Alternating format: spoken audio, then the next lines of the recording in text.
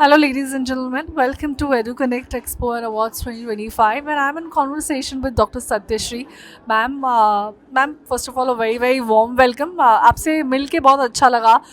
The first thing that really inspired us that your talks. It was truly insightful. But few questions that I would really like to know from your end. As an academic leader yourself, what are the biggest trends that you are nowadays observing in the field of higher education? And how do you think these events like EduConnect Expo and Awards going to bring a change or probably support these kind of developments?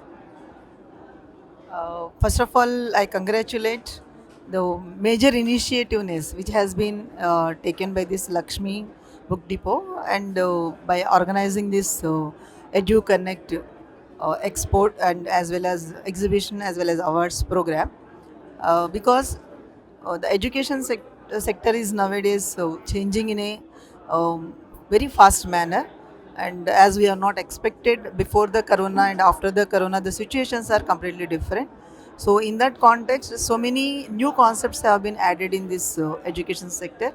So the needs of the schools as well as the providers should be brought on the same platform, and so that both of them are going to be benefited with each other's cooperation, and that way this exhibition is going to be helpful for both the vendors as well as for the students and obviously the main educational institutions. So all the best for this upcoming program, and I wish all the best for this initiativeness and great success for all.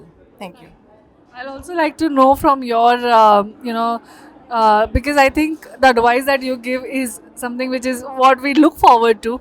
What kind of educational suppliers attending or EduConnect Expo, how should they actually tailor their products or services to meet the ever evolving needs of the education sector? What kind of advice do you will like to give to them?